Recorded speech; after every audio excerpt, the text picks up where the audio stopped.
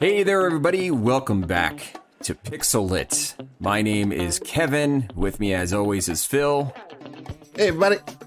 And today, we are continuing on our journey to find out what the heck actually happened to the planet Reach. Because what's going on with Reach? What's going on with Reach? I mean, Why did it fall? We got this book called The Fall of Reach that evokes the fall of the Roman Empire, right? So let's dig into it and find out what happened. Where we last left off, we had just finished section 3 of the book, and now we are in section 4, aptly titled Mjolnir, or as the audiobook would say, Mjolnir. You couldn't let it go. Couldn't let it go. So we're on chapter 25. Chapter section 25. 4. Section 4, chapter 25. It is a Dr. Halsey section. Love the Dr. Halsey sections, by the way. Yeah, this is like Dr. Halsey's sections are like this is going to be lore dump / what the hell is going on sections. Yeah, exactly. It's like I like to call them "So Talk to Me, Mom" episodes. Mom, get out of my room. The first half of the chapter is just kind of like a backdrop of Dr. Halsey being upset that she can't have Deja active while she is reading sensitive material. Right, yeah, because it's just too easy to hack. It's too easy for, that stuff to get out somewhere. Everyone's, just like before, everyone's really paranoid. And they want to, especially now that the Spartan project is now a hit. Like, it has been given, Project, I almost called it Project Mjolnir. Project Mjolnir has been given the green light. And, so Halsey is even more important than before. She was pretty important before. So they're not taking any chances. So she can't have that AI a promotion. She was offered a promotion that she turned down because she wanted to remain in charge of the project. Exactly. Yeah. And that's just like it's the pure I'm not in it for the money kind of thing, I'm in it she's for in the it for the purity. love. Yeah. Yeah. She's in it for being mom. She wants to. These are her children. Yeah, she's Spartan mommy. She's Spartan mommy. Spartan mommy. she's someone we can look up to. But they talk a little bit about how after 20 years of study, they still have no idea what the Covenant is all about. Yeah, I point out here they have done a pretty good job of keeping the Covenant kind of shrouded in mystery. I think most writers at this point, even if it was just a throwaway chapter, would have given us a chapter where it was like from the point of view of someone in the Covenant. Yeah. And he has not done that at all. No, I agree. I actually hate those chapters 9 times out of 10 when we're supposed to get something written from the point of view of like an unknowable force. Right. Yeah. It's you don't need, me and my fiance just went and saw A Quiet Place 2. And they did do a good job of like expanding a little bit on the universe in the first movie, but we both agreed they didn't explain most things, and we both agreed that's probably fine. Yeah, we're in the overexposed age of entertainment where you need everyone to. Michael Myers needs his backstory told, every detail. It's the TV tropification of storytelling. Yeah, it's too much, and it's almost never necessary. Every now and then you do get something that's interesting and kind of fun, like this book, for example. Yeah. This book gives us background on Master Chief that we wouldn't have had otherwise, and it's done in a clever and interesting way. But he still keeps his cards close to his chest. There are still there's still mysteries to unlock, basically. So. Yeah. The fact that not only does the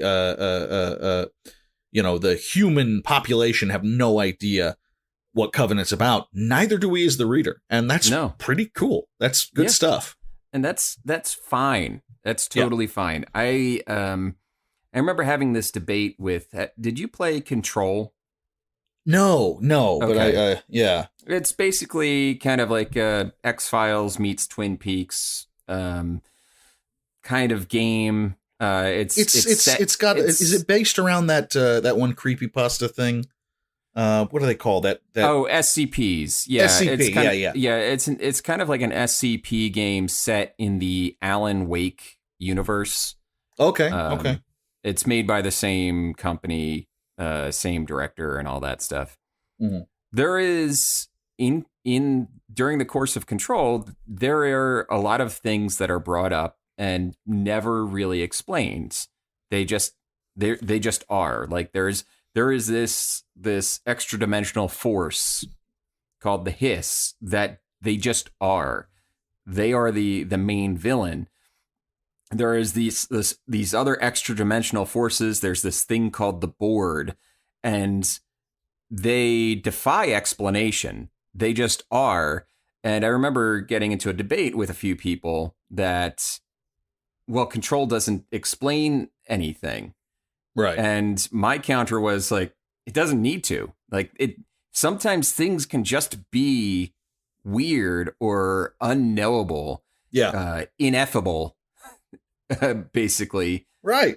We don't need for to no know. reason other than, yeah, you can't know what it is because there is no way to know what it is. It just is. Sometimes the monster is a representation of creeping dread in a communist society, and sometimes the monster is just something to chase you screaming down the hall. Exactly. They're both equally good if they're done well. They're both equally good if they're done well. And not to spend too much time on it, but another example is the creature or the entity or whatever you want to call it, the Thing from The Thing. Oh, hell yes. Absolutely. Is there a true form to it? Is it? Mm-hmm. Is there an original form of it? What are its intentions? Yeah. The keeping it completely shrouded in mystery through the course of the John Carpenter film, the 1982 John Carpenter film, actually increases the tension and terror and dread of it, because our characters, we, the audience, are in the same boat as our characters that we are following in not understanding what is going on. And when you have something like The Covenant, it's imperative that if you're going to keep your characters in a state of mild panic and confusion and tension towards this enemy that they just can't scrutinize in any meaningful way, you have to keep the audience in the same position, or else that veil of mystery just falls away. Right. The audience's awareness of the threat really shouldn't go much further than the protagonist in a situation like this. Yep. Or just kind of throws it away. But yeah, so long story short, they don't know much about Covenant. We don't know much about Covenant, and that's okay. That's fine. You can tell I've thought a lot about this. Oh, God, yeah. No, to give you guys an idea, Kevin and I met in grad school for film studies. So there you go. That tells you a lot about what you need to know here. So as the chapter continues on, we meet a very important character that we haven't met yet. We meet the best girl. The best girl. I friggin' love her. We meet Cortana.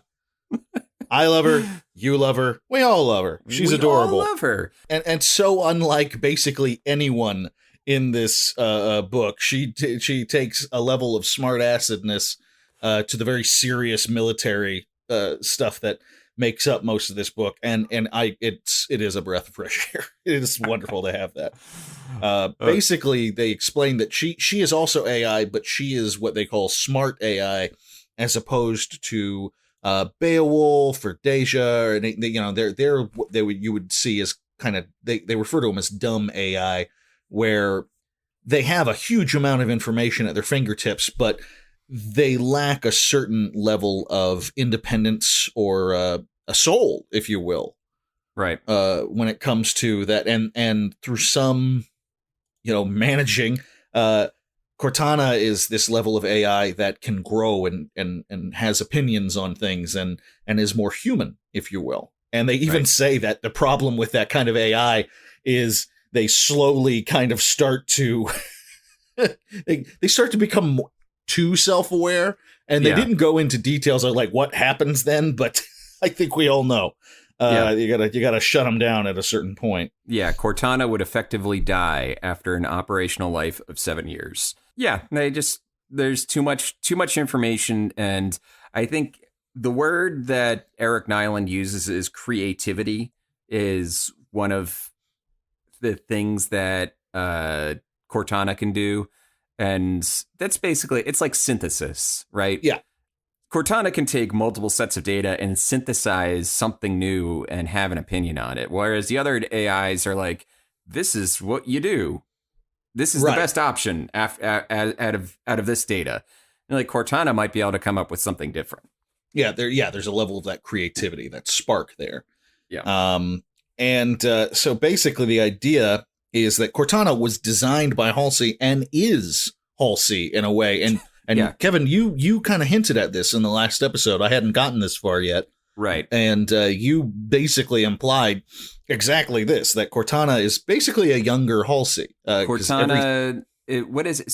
So they, Dr. Halsey cloned her brain and then scanned it, and that was Cortana. Mm-hmm. And except that Cortana isn't held back by military mores and social mores, and that's it. She basically she's like a spunkier version of Halsey, who would say whatever the heck she wanted if she could. Yeah. And she does. Indeed, she does. She's lacking guile and filter. Right. And if you're gonna lack filter, thank God you lack guile. That is, but so basically the idea is that Cortana is going to be she's going to have a carrier. One of the Spartans is going to have her in their new Mjolnir armor. And this has never been done before, having an AI at their fingertips like that at any point. And anyone who's played the Halo game knows basically how this goes. Right. It's having an AI, a guide with you no matter what. And that is a indispensable tool. And Cortana seems to have a bit of a crush on John. Yeah, she does. It's kind of adorable, and I was expecting, because last episode we joked around about how I interpreted Halsey's intentions as more of a romantic gate, and you interpreted them as more of a motherly gate. Yeah, and I ended up agreeing with you. I was like, oh shit, you're right. Yeah, that makes sense. Yeah. But then when this happened, I started to think, oh, I was right after all. But I will say it's kind of like there's something very innocent and sweet about it. It's not a look at that hunk of man. Like, she's just kind of, she wants him to be her carrier. You get a very Tinkerbell and Peter Pan kind of vibe. Yeah, from the whole thing. It could be very Tinkerbell and Peter Pan. And there was a section here where she's asking about him, and Halsey's basically kind of making sure that she has the right intentions on this. And she says, she turned to Cortana and stared into her odd, translucent eyes. You've read his CSV? I'm reading it again right now. Then you know he is neither the smartest nor the fastest nor the strongest of the Spartans, but he is the bravest and quite possibly the luckiest. And in my opinion, he is the best. Yes, Cortana whispered. I concur with your analysis, Doctor. And then it gets into, I didn't expect this. She says, could you sacrifice him if you had to? If it meant completing the mission, could you watch him die? And Cortana makes it very clear that, the mission comes first, and she absolutely could do that if she had to. The mission is always paramount. Right. But that's a very interesting place for it to go. Like, duty is still above all, no matter how much of a mother hen she seems to be with these Spartans. They have this like interaction, and then they move on to other business, which is selecting the new base ship for the Spartans. Oh, yes, baby. We're getting the band back together. We're getting the band back together, and we're getting... Now, like, if you've played the first Halo game, we're getting some things that you can recognize right off the bat. So they end up choosing basically the smallest of the cruiser class called the Pillar of Autumn, which is super old. It's been in service it's been around for 43 years, which is a pretty long time for a spaceship. And they pick it out because there's a bunch of like reasons they get into, because it wouldn't stand out too much. Mm-hmm. It's kind of good for a stealth ship because it's so old. Nobody would have any expectations of it. Yeah, they wouldn't assume that some of the most important people in the entire army are on this hunk of junk, you know? Right. But because of the way, because it was really expensive to produce because of the way it was built, it is actually virtually indestructible. I love it. I love it. So the reason why nobody used them is because they were too expensive. Right. Right. Capitalism. It's just too beautiful. So she essentially chooses the Pillar of Autumn. We're getting Master Chief, Cortana, and Keyes all together, and it's finally happening, nerds. It's finally happening. You had a potato to that, some garlic, some onions. You got a stew, baby. You got a stew. You got a master stew. A master stew. A master stew. Master Stew reporting for duty. Oh, come here, Master Stew. You're so delicious and nourishing. Oh, you're even better when it's cold outside. Oh, I feel so comforted by you, Master Stew. It's just a mess after a while. It's just plate armor and just like whatever leftover bits of carrot I didn't want to eat. Nobody wants that carrot. No one cares about the carrot. That is fine. The carrot's fine at the beginning, but then at the end, it's just like it's just mush. You're eating carrot, and it's like I can't tell if this is potato or is this a sweet potato or carrot anymore. Right. I'm very grateful, Master Stew, but some parts of you I don't need. I'm good. I'm full. Anyway. That skit was brought to you by Halo: The Fall of Reach, available on Audible. That's gotta be our first t-shirt. Master Stew. Oh, Master Stew. That brings us to chapter 26. It's more talking about the Covenant. I mean, we've been talking about the Covenant a lot. Chapter 26 is more like the Spartans are getting more lowdown on what the Covenant is. They're breaking down the races that are in the Covenant. There's the Grunts, there's the Jackals. Everybody knows them. There's the Elites. And then there's the Scientists, which is the ones that John recorded on Sigma Octantis 4. And then there's also the big boys, the Behemoths, I believe they're called. Is that what they're called? I can't remember. They actually don't say it in this chapter. I think they're the Behemoths. Yeah, Behemoths. And then O&I is hypothesizes that there's two more, and this is kind of where this is setting the direction for the rest of the plot. Is that O&I thinks that there are two more casts. There's another warrior group, and then there is the leadership cast. And basically the plan. And at the end of this, Master Chief says, "You son of a bitch, I'm in." Right. Yeah, and their plan is, by the way, they're going to capture a Covenant ship. They're going to hack the CPU to find the Covenant homeworld. They're going to go there, and they're going to capture the leadership. It's really just that simple. It's just that simple. Is that all? Like, oh, of course. Of course. Why didn't we think of that before? Yeah, I really feel like we should have had that done earlier. My God, man. And they want to kidnap the leadership because, you know, they figure they can broker some sort of peace treaty with the Covenant if they have the leadership. And that gets kind of existential all over John because he gets into, and this is something they talk about a lot in Warhammer 40K, a lot in the fiction, with these super soldiers, these men that literally all they were trained to do, they were literally bred genetically to be the greatest warriors in the galaxy.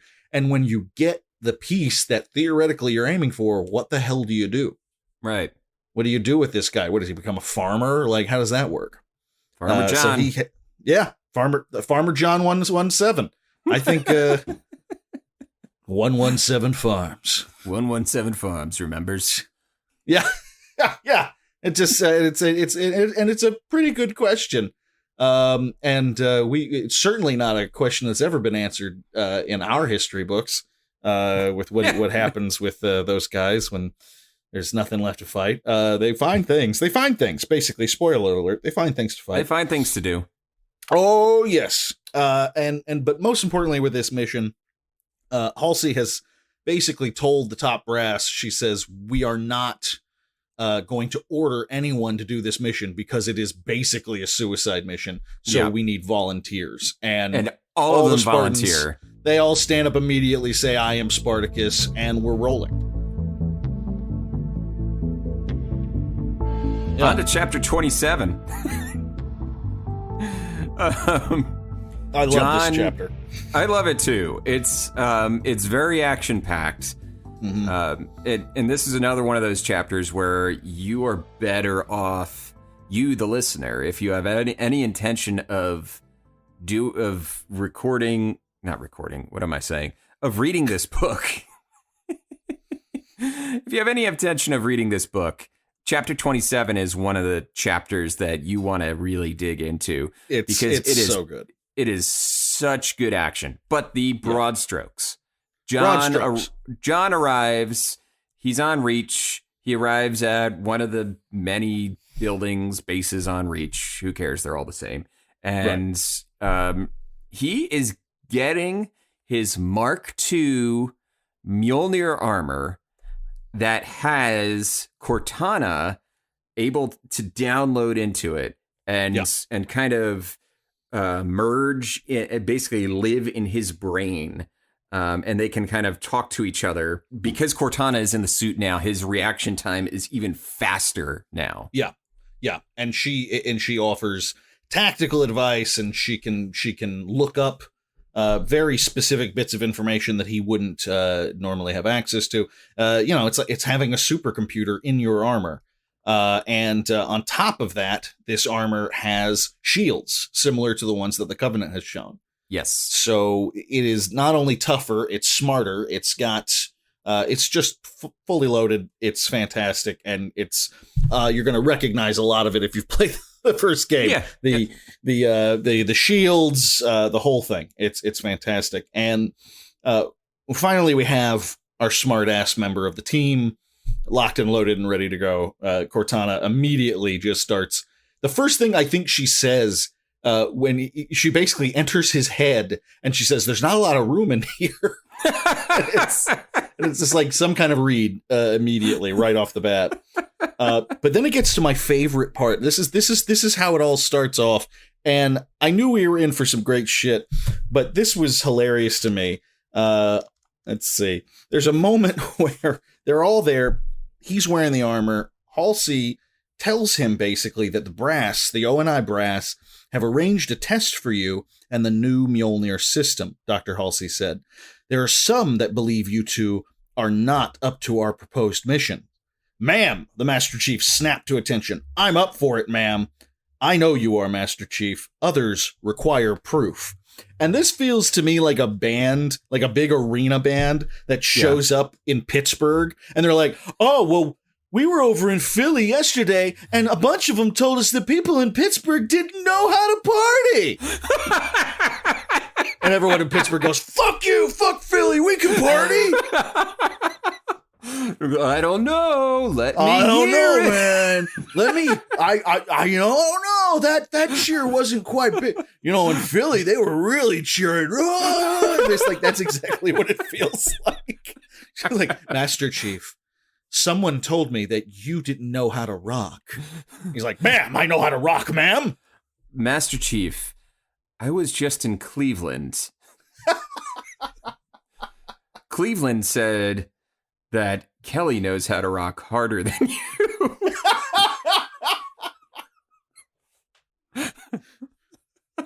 and he like going every time every bullet he dodges, every shot he takes, you can just hear him grunting, "Fuck Cleveland." just beautiful. So yeah, that's how this starts.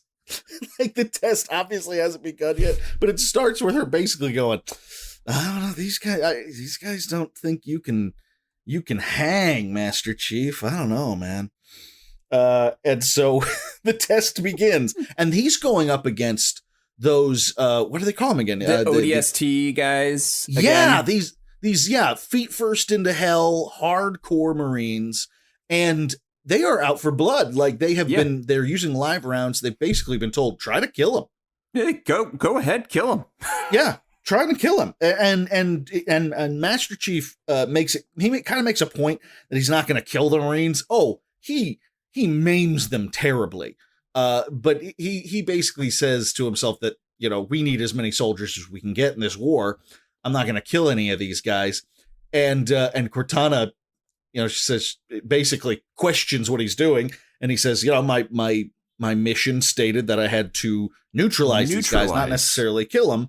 So that's what I'm doing. And I just love that he had to that please don't be a psycho, I suppose, wasn't given in the orders.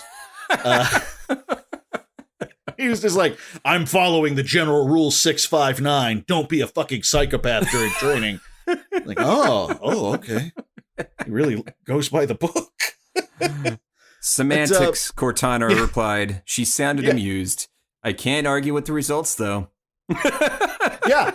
See, I'm telling, she's got a crush on him. It's adorable. It's adorable. It really is. And she does use Cortana a lot throughout the training.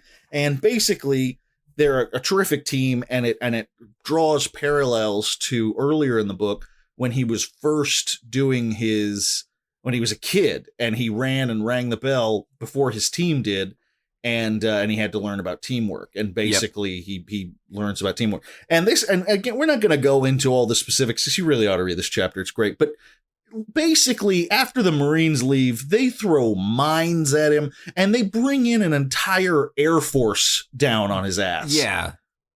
It gets a little over the top. Basically, it's a little over the top. Basically, I don't think Master Chief necessarily realizes that this was not supposed to be part of the test. No, and he doesn't, because he still absolutely trusts in the higher ups, and everything has a reason, and just because he doesn't fully understand it, but they get through it. They get through the testing, bleeding and bruised, but alive. He tears his Achilles tendon, by the way. Yeah, and keeps running. And I remember thinking, oh, right, the armor, because there was a part of me that was like, I mean, it doesn't matter how awesome you are. It doesn't matter what a super soldier you are. Physically speaking, you cannot run without your Achilles tendon. It's the thing that makes the whole bottom half of your leg work. Right. And so, but then you're like, oh, right, the armor, he basically thinks his way to running. Yeah. So yeah, it's a pretty intense chapter, but he gets through it and proves that they have placed the armor and Cortana in the right hands. Indeed.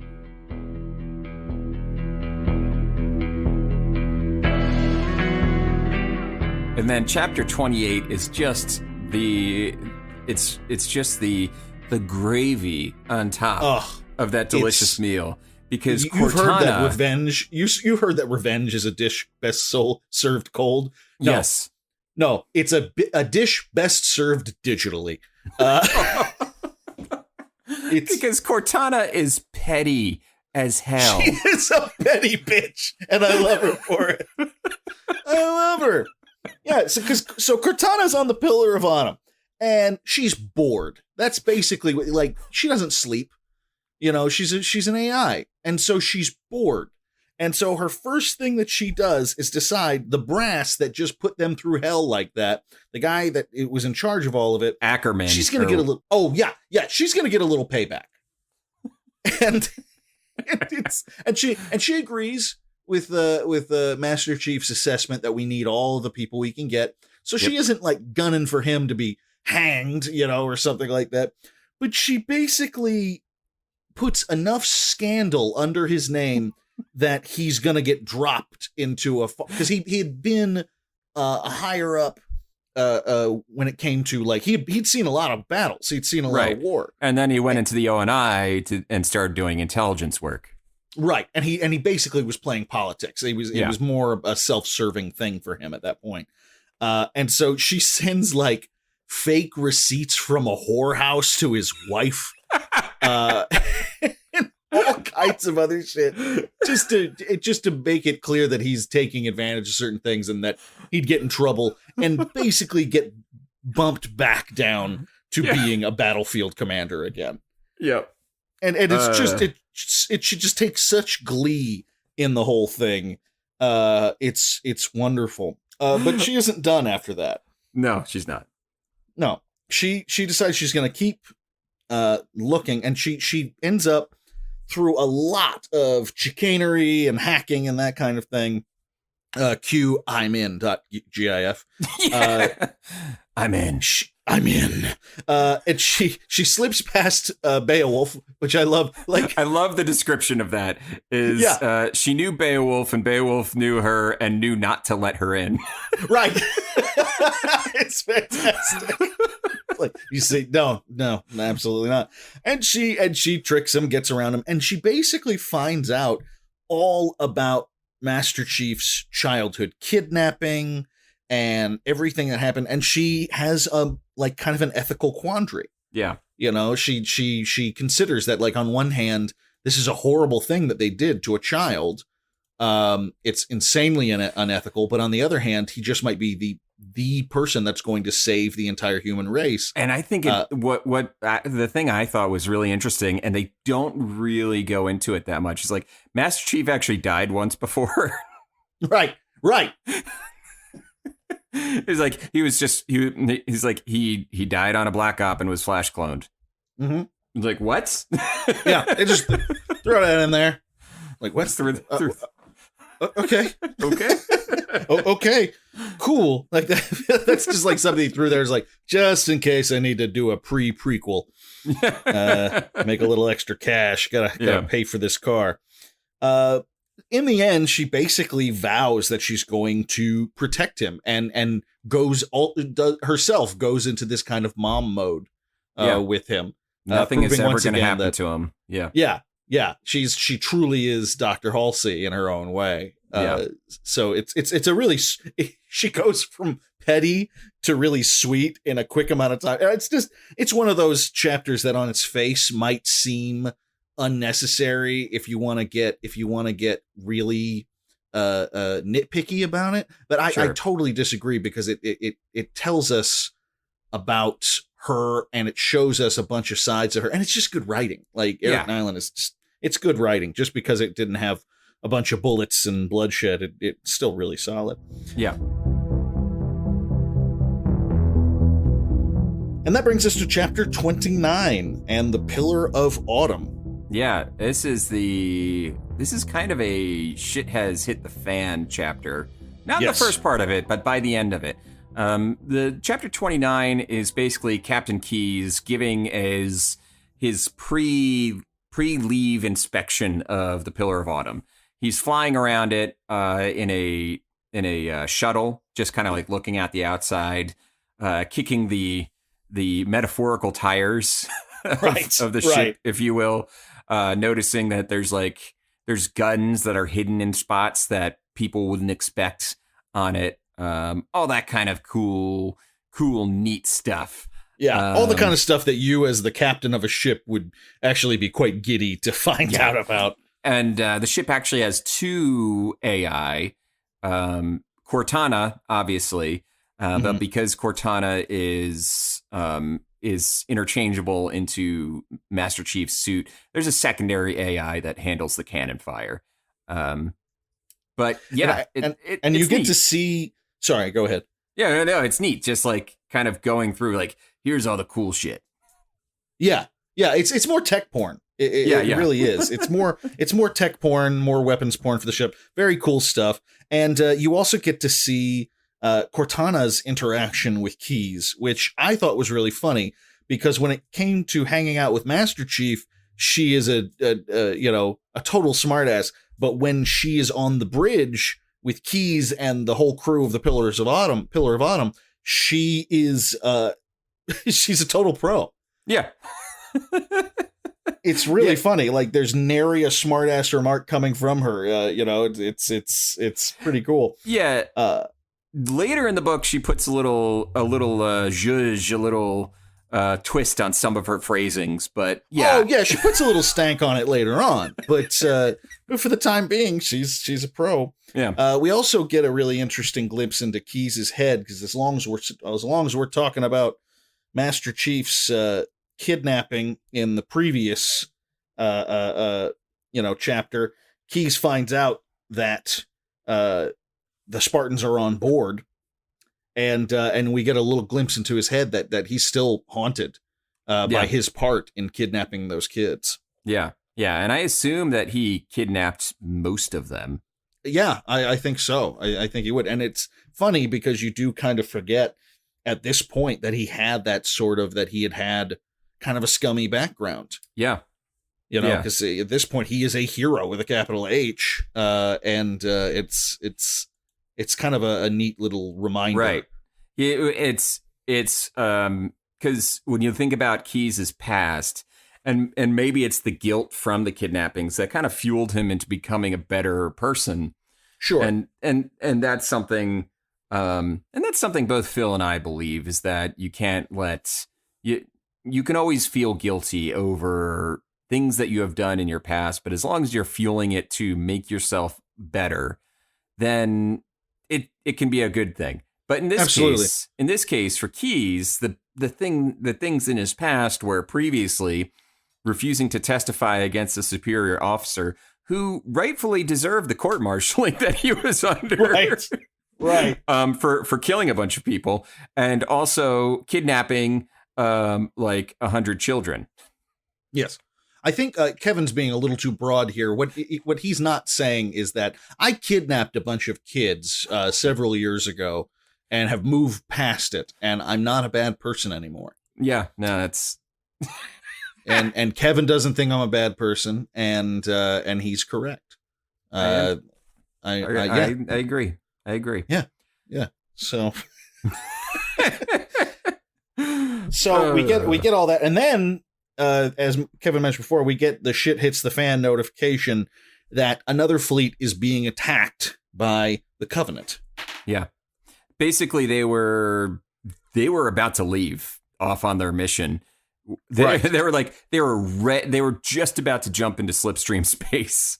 Right. And they get the notification. Lieutenant Dominique on comms gets the notification. Yeah. And so it's like, well, shit. We're going to have to make some changes to the whole situation there. And that actually brings us to section 5. Yeah. And these last two sections are a little shorter than the other ones. And I don't know, Kevin, do you want to make a finale out of this thing? Let's make a finale. Welcome to the finale of Halo. The finale of Halo, The Fall of Reach. Welcome. Section 5, there. Reach. There's like an entire chapter just dedicated to the message that they received. Oh, yeah. Oh, no. Jesus. Oh, bless you. I'm getting emotional. Thank you. I'm getting emotional about The Fall of Reach. Oh, jeez. Oh, no. Oh, no. Oh, no. Oh, Jesus. So, yeah, but the first chapter is just an entire chapter dedicated to hey. Yeah. It's so basically this message is there's a ship that is it's undergoing some stuff, and it has the basically was the Cole protocol. Because it's undergoing certain repairs, it can't be accessed remotely or something like that to detonate. Right. So it's just this message, pay it no mind. Chapter 31. Yeah. It will have no impact on anything at all. None whatsoever. Don't you kids worry. Oh boy. So in chapter 31 we get a new character. Yeah. Chief Petty Officer McRobb. And he's basically one of the defenders of Reach. Yeah, he's one of the people he's on a he's on a sensing station. Yeah. And they're there to basically just monitor the situation around Reach. Right. And they make a point of saying that, this is a really important position and job, but they also happen to believe that no one would be stupid enough to hit Reach. But guess what happens? Guess what? The Covenant's here. Covenant's here. Oh boy. Knock knock, bitches. The Covenant shows up. It's basically that Big Bird gif. Right. A Big Bird kicking the door open. Yeah, that's really it. It's a shit ton of them. And so McRobb immediately demands a purge of records. They've got to get rid of all their information because everything, the locations of every human planet, including the Sol system, are on board there. And so they need to purge immediately. But that data, as Kevin mentioned, is offline due to repairs. Yep. And I don't think that's a coincidence. I'm sure the Covenant figured that out as the best time to show up. Yep. And it becomes clear that they're going to be overtaken by the Covenant. Yep. So it's a really grim, sad moment that he initiates a self-destruct sequence and blows them all to hell because everyone on the ship anyway on that because if they get taken, then the entire species as they know it is gone. Yep.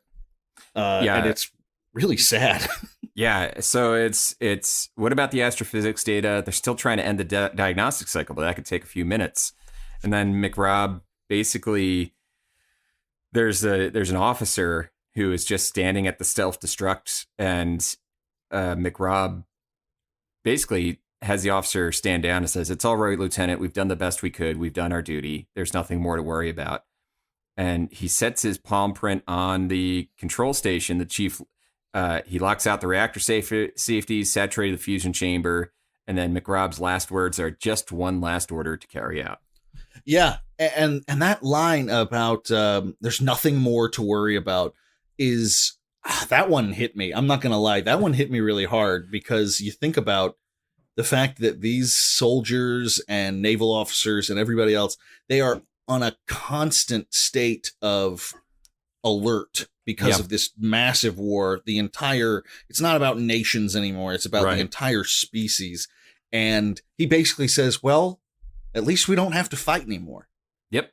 You're not going to have to fight anymore. You're not going to have to worry about this anymore because we're going to be fucking stardust in a second. It's over. It's over for us. So and he's right. And there's something like, that's the comfort he is taking. He's like, oh, thank God, I'm going to die soon.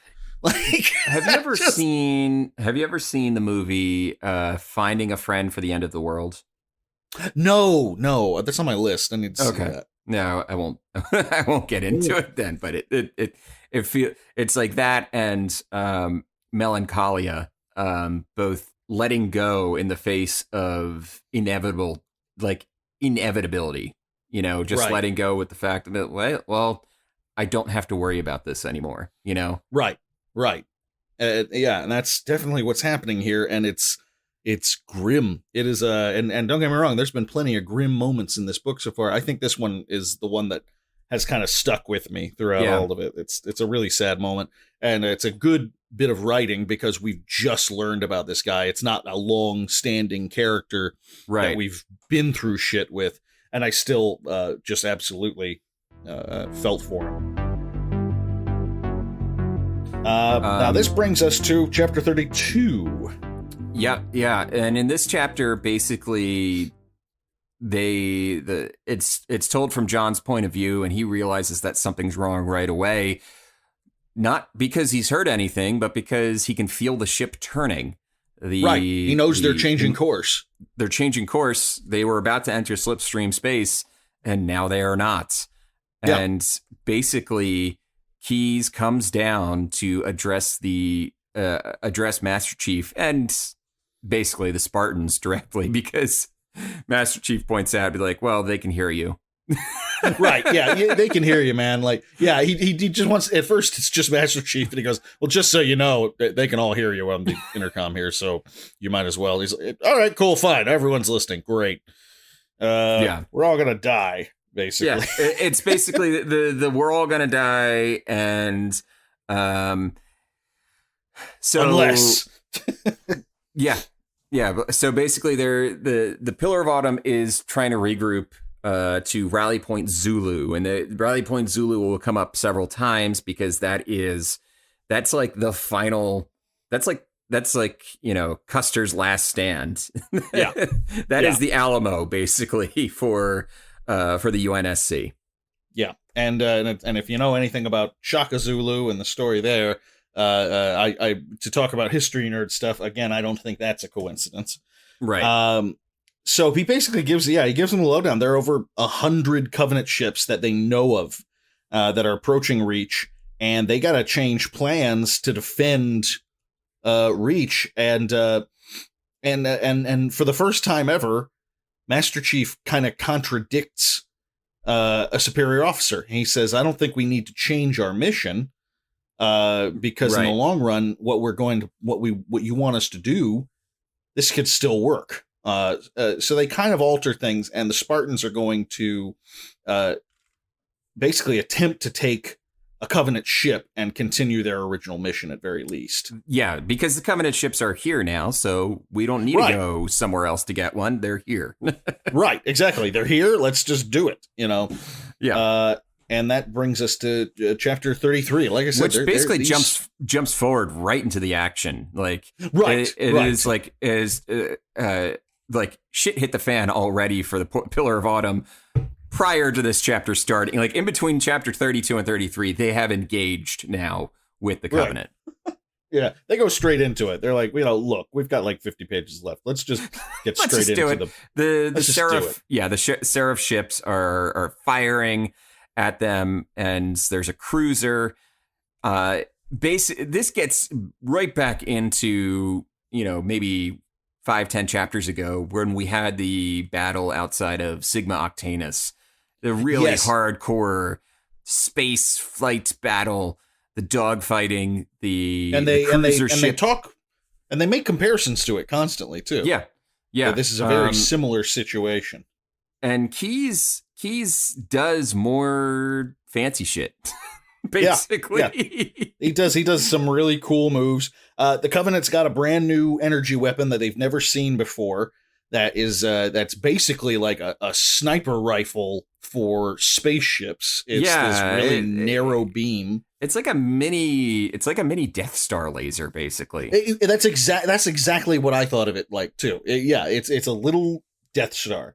And it's bringing down destroyers left and right. Yeah, they talk about the Minotaur, which is one of the largest UNSC ships. Yeah, this beam just slices through it. It's like, less of a Death Star. It's like a ship shooting out a lightsaber.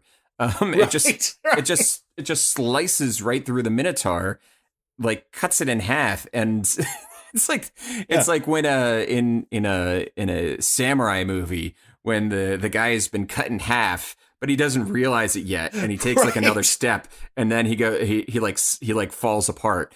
That's basically what happens to the slides in half. That's basically what happens to the Minotaur. Exactly.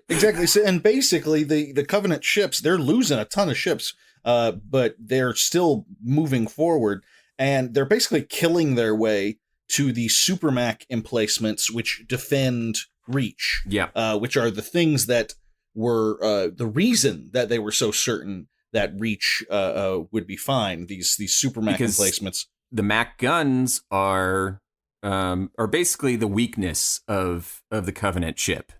Yes. And they've realized that, and they put a lot of money and weapons into that, and they're bringing down lots of Covenant ships, but not before they start to notice that there are drop ships that are making their way to the surface of Reach. So it does have a direct parallel to our last giant naval battle. Yep.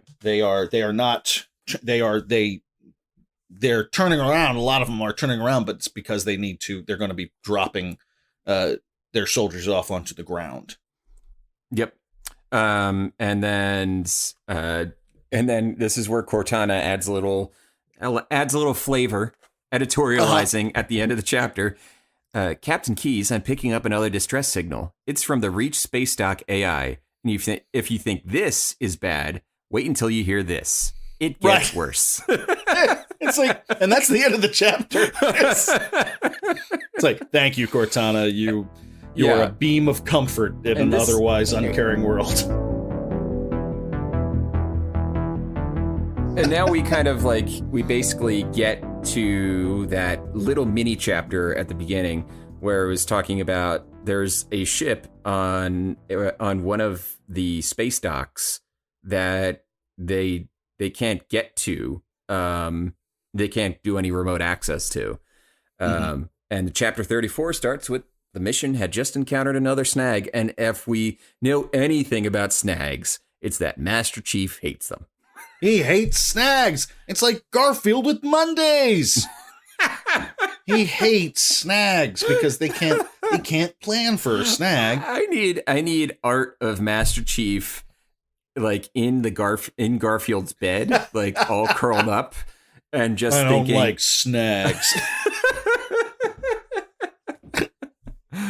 God, we're coming up with a lot of good t-shirt ideas. These are all good t-shirt ideas. These are all good.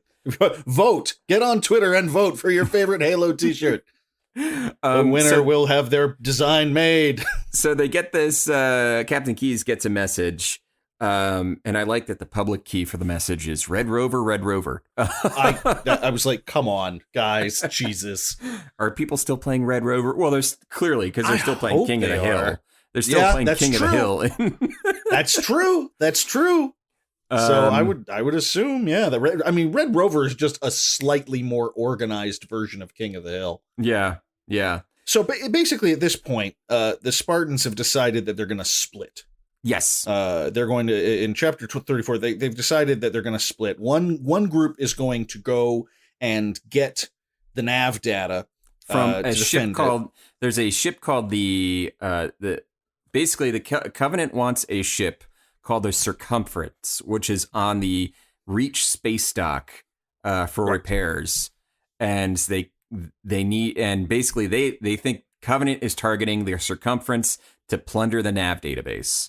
Yes, exactly. So one half of the Spartans need to go and defend that data and get it so that before they can get it, and the other team is going to go and join the ground forces. Yeah. On the surface of Reach to defend the area down there, and John is going to lead the nav data op, and he has this wonderful little moment of pride with his Spartans. This kind of Captain America, they're damn good soldiers. Yeah. Kind of thing. Yeah. Which means they're all gonna die. They're all gonna die. Let's face facts. It's like the moment at the end of Mass Effect 3 where you say goodbye to all your friends, because it's like, this is probably it. Yeah. It's like, oh, they're damn good soldiers. So proud to have worked with you. You're all gonna die. You're all gonna die. We all know that's gonna happen. We all know that this is the end. Know. So after they have this little moment, and Master Chief leaves with his team in a Pelican, and immediately runs into a Covenant ship. Immediately. It's almost comical the way they describe it. They're like, okay, we're getting out of here, and oh, fuck. That's how it felt. The Covenant frigate materialized a kilometer from the dropship's nose. And, that's the thing is, kilometer's a pretty good distance. We're well, no, in space, a kilometer is basically, that's, no distance at all. Yeah, it's right the fuck there. Yeah. So it is there. It is in front of them. So Master Chief, and this is where the book basically it's like a boulder rolling downhill at this point. Oh yeah. You were in chapter 35, and Master Chief is basically oh well, I'm gonna shoot a rocket, and then he realizes he should not shoot the rocket. It's like that Fensler. It's the in the back of my head. I think of the Fensler films G.I. Joe cartoon where you have the guy saying, "Give him the stick, don't give him the stick." What the fuck you talking about? I will send it to you after the show. I need this. We will. For those of you listening, we will share this on Twitter at PixelitPod on Twitter. If you also don't know what the fuck Kevin's talking about right now, we'll share it. We'll share it so you can see it. Take this moment to pause the podcast and watch all 30 minutes of the Fensler Films G.I. Joe PSAs, and then come back. Yeah, then come back and join us again. Come back and join us. We'll post that. We'll post that on Twitter. We'll post that on the website, so you guys, because I need to see it too. So they decide the best thing to do is to crash into the station. Right. They just drop it. Well, because the giant ship that's right in front of them ignores them. Right. Which is the reason that he doesn't give them the stick, because they assume that it's a dead ship. Right. Because they've turned the power off, and so they're just kind of ignoring him. So he takes advantage of that, and they just crash into the station. It's like Launchpad McQuack. They don't know how to land. They've just got to. Everybody gets like tumbled about, and they crash into the station, and they just go about their mission after that. Right. They end up on this. Now they end up getting pursued by these elite aliens. One of the casts that they haven't experienced before. These they're a head taller than John. They've got a big mouthful of chompy teeth. Mm-hmm. And during space battle, and they do a really good job describing the battle, because they are in space. They're in zero gravity, so even the slightest kick in one direction or another can just send you spiraling off course. Yep. And sadly, that's exactly what happens to the Spartan James. Yeah. James had already lost his arm at one point in an earlier chapter. Yeah. He does not. He has zero luck. He gets hit by a Needler. The Needler blows up one of the tank of his thruster harness. And he basically just gets spun out into space. Yeah. And John wonders if he's dead, if the Needler killed him. And I don't think he actually ever says this, but you kind of get the impression that he's like, well, I hope he's dead then, because he's just gonna be twirling around in space, slowly suffocating and starving to death. So I hope the Needler did it. That's what I assume he's thinking. But I really hope he dies a lot sooner than right. What a terrible way to go. Yeah. So and because you figure their enhanced physiognomy, and all that stuff, they could probably go a lot longer without food. They can probably go a lot longer. They don't get into it, but you can probably go a lot longer on smaller amounts of air, stuff like that. So it's just going to prolong how long it takes this poor guy to die out in space. Oh, this poor guy. He's doing his job, man. He does his job, and he just gets shit on. It sucks. So they continue on. So now what is it? It's just Linda and the Master Chief now. Yes, it was Linda and James and the Master Chief on this mission. Yeah, it was a 3-person team, and now they are down to 2. Kelly and the rest went down to the ground forces. Yeah, Benny and the Jets went down to the planet side. Exactly. They took their electric boots and mohair suits down to Reach. So that's just what happened. So that's them. That's all that's left. And at one point, Master Chief, he takes on this elite alien one-on-one, and after a long extended battle, in fisticuffs, just punching back and forth and tangling with a pistol. The whole pistol's pointing at you. No, the pistol's pointing at me. All that shit goes down.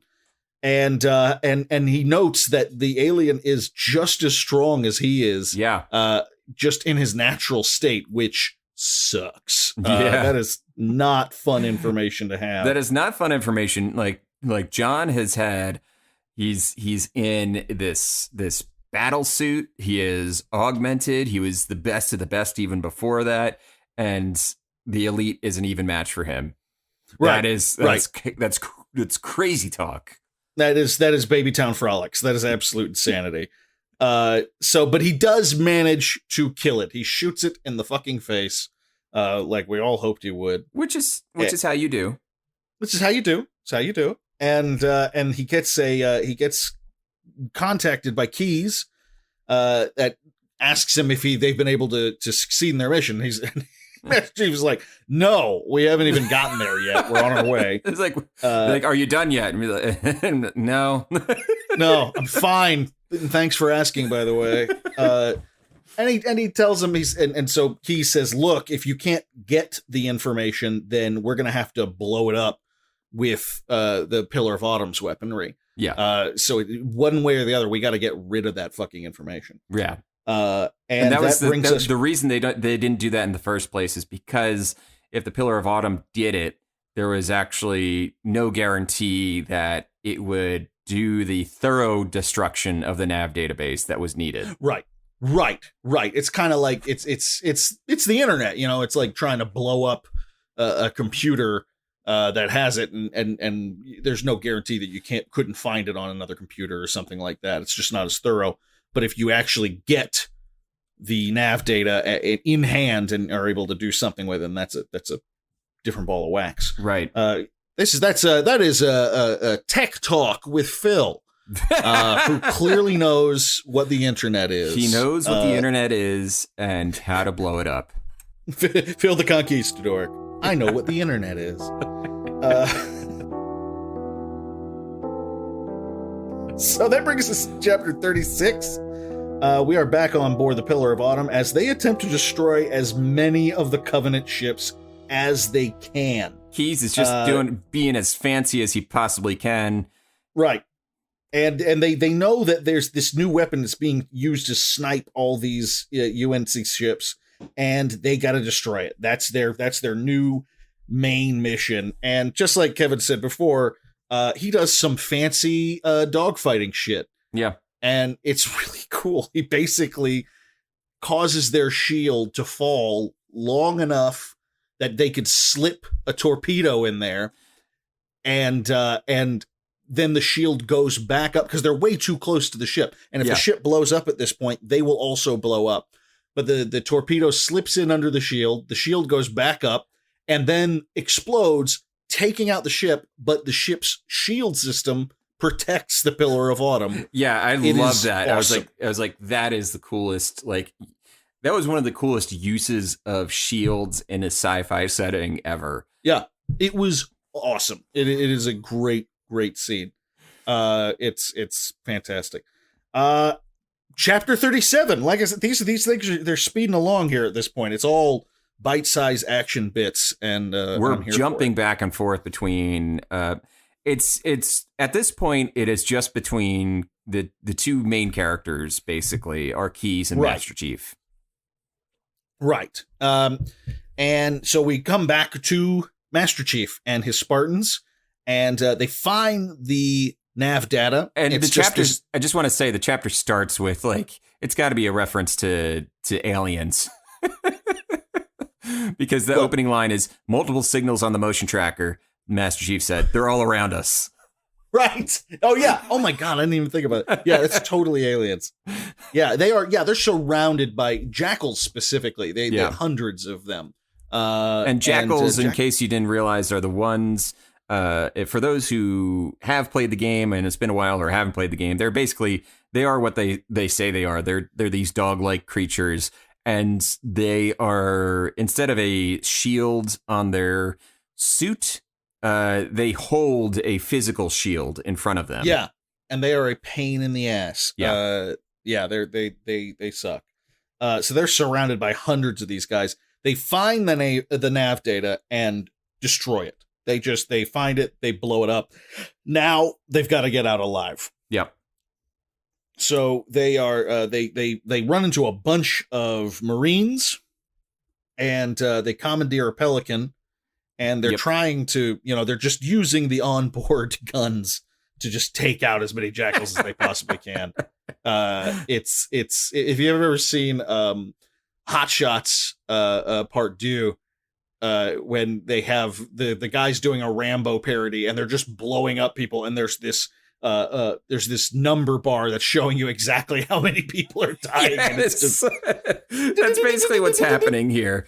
Yeah. The only problem is so earlier in an earlier chapter, they had mentioned that the Dockmaster AI had locked everything down tight in order to protect the circumference from basically invasion by the Covenant.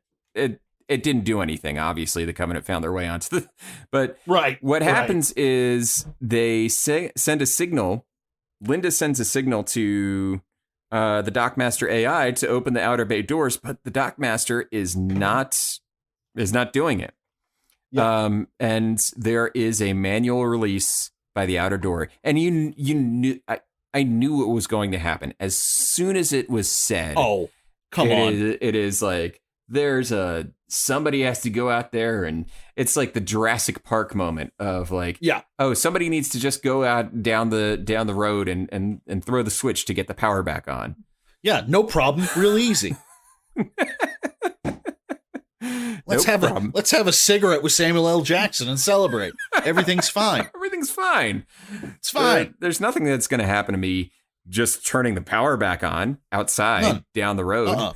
Let's not be silly. You're being paranoid. It's gonna be fine. It's gonna be fine, except it wasn't fine for Linda. She gets the shit killed out of her. She just gets fucking aced.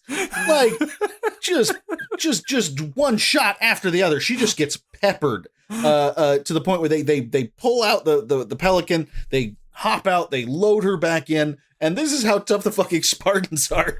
She has just been perforated. And she's just like, and she just kind of looks up at, did we win? Did we win? And she's like, no, it's fine. We won. And those are her last words. And it's like, it made me think of, what was it? The Walk Hard movie where the kid gets chopped in half with a machete and he looks at his brother and goes, listen, man, this is pretty bad. I'm probably not going to live through this. She got killed, and she rolled a nat 1 on a death save, and Absolutely. the DM basically said to her, "Do you have any last words?" Yeah, do you have any cool last words? That's all I can offer you at this point. Yeah, and so he is the last survivor of that mission. Yep, and they make it back to the Pillar of Autumn. And Master Chief and Keyes find each other, and slow motion hug. Yeah. Oh yeah. Absolutely. It's a beautiful moment, and Master Chief says to him, "When are we gonna go pick up my other guys? The ground because Keyes is like, we're getting the fuck out of here." Yeah. And it's like mission complete. Let's go. Yeah. We're gone. And Master Chief says, when are we going to go get my other Spartans? And Keyes says, we're not. We are not going to be getting them. They got overrun. They didn't even make orbit. They're probably dead.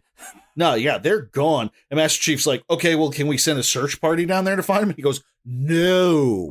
He's like, absolutely not. Covenant 1, we're going.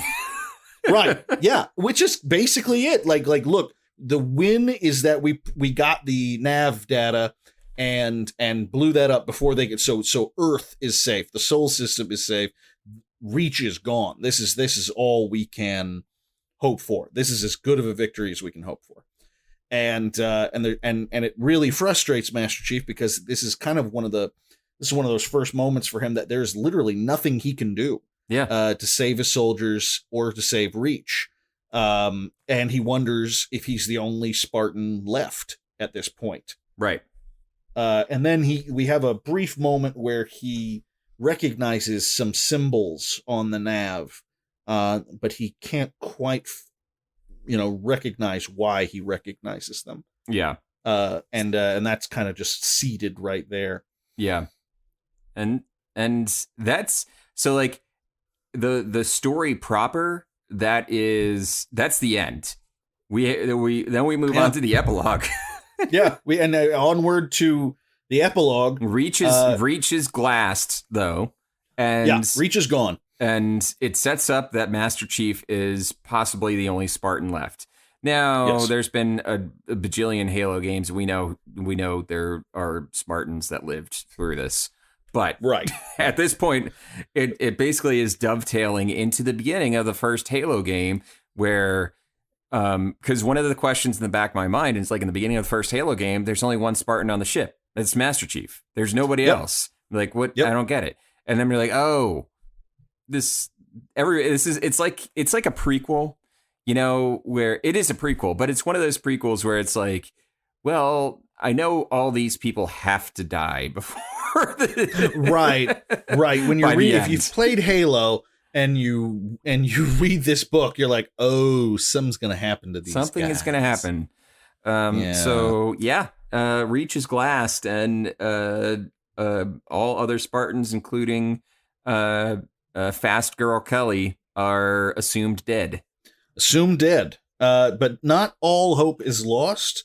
In the epilogue, we find out that Cortana, basically the symbols that Master Chief recognized, she basically runs through a billion different processes of what they could be, what they could mean while they're in Slipstream. Yeah. And she, well, not while they're in Slipstream. She determines basically that she figures out a navigational route based on those symbols. And they know that there's something there that a Covenant wants. Yep. And going there would be Cole Protocol compliant. So yep. So they go, and there was it's a really kind of sad moment because I hadn't thought about it at this point. But while they were in Slipstream, Cortana kind of wonders if Halsey was on Reach. Yeah. And whatever happened to her? Did she get off? Is she alive? Is she dead? She has no idea. Right. And so they're going through Slipstream. It's unclear at this point if Covenant was able to follow them through the Slipstream. But when they get to their coordinates, they see Halo for the first time. Yep. There it is. The Halo, the titular Halo of the Halo series. Yeah, and for those of you who have not played Halo, do not know what the heck we're talking about, I think they did a pretty good job of describing it. I'll give this a little read. Sure. The object spun serenely in the heavens. The outer surface was gray metal, reflecting the brilliant starlight. From this distance, the surface of the object seemed to be engraved with deep, ornate geometric patterns. So it's this massive heavenly object. That's a halo. It's a ring. Yeah. And it's their first time seeing this. And for the first time, Cortana has no idea what the hell's going on. Keyes asks her, what is that? And she runs through a bunch of different ideas and finally comes up with, I have no idea. She processes the question for 3 seconds. And if you know anything about AIs, 3 seconds is probably like forever. That was like a long dinner for her, sitting down with a bottle of wine and a nice, steak, trying to ponder what the heck they were looking at. Yeah. Sorry, I get most of my best ideas done when I'm eating. That's why I'm so fat. It's why I'm fat and accomplished. And that brings us to the end of Halo: The Fall of Reach. Yeah. And it is, you said it, I think, a couple times in the previous episodes for covering Halo. The book is better than it has any right being. There's no reason or reason because they do set it up, and having just finished Halo again, they are setting it up like the video game Halo picks up immediately after this epilogue. Basically, the epilogue ends and Halo begins with the Covenant ships exiting Slipstream space. Right, and Master Chief coming out of hypersleep. It's immediate. And I really enjoyed playing Halo. I really enjoyed it. You can see why it's as important of a franchise it is just from the first game. The music's incredible. The world building's incredible. It holds up for a lot of different reasons. Yeah. But it's not a complex narrative. No. It's fine. It's cool and it's interesting. but it's James Cameron at best. Now, as the games progressed, they get a little more ambitious and it becomes a little bigger and that kind of thing. But this book, they went to Eric Nyland. I don't know what the conversation was, but at some point someone said, "No, fuck this. It's got to be a really good book. Let's just make a good book. You know, it's something more than just, you know." And then he blew up another guy, and then he blew up another guy. Right, exactly. You know? We didn't need Halo is not a naval battles game. We didn't need several engaging, exciting naval battles. But we got him. Well, we got him. And I gotta say, for the second book we've read on this podcast, I mean, this is hands down the best one. So far, this is the ranking best one. number 1 out of 2. Out of two, and I would be very interested because you know, kind of like the Resident Evil series, where the first one we read, that was a novelization of the first game, and the second one is an original story that picks up after that. Yeah. This is almost the opposite. The Fall of Reach is an original story that is before Halo, but the next book, which is called The Flood, is also by Eric Nyland, and that is a novelization of the first game. So I will be very interested whenever we get to it. Yeah, whenever we circle back around to it, I'll be interested in how it basically tells the story of the first game. Right. Because Eric Nyland had lots of room to just play clearly with this. Right. Now, I wonder how he's going to do when he has somewhat of a more tightened, set of rules to work within. Yeah. I will be very interested to see how he does that. So we will definitely be coming around to this series again, especially if it happens that we get like 2 or 3 really shitty books in a row.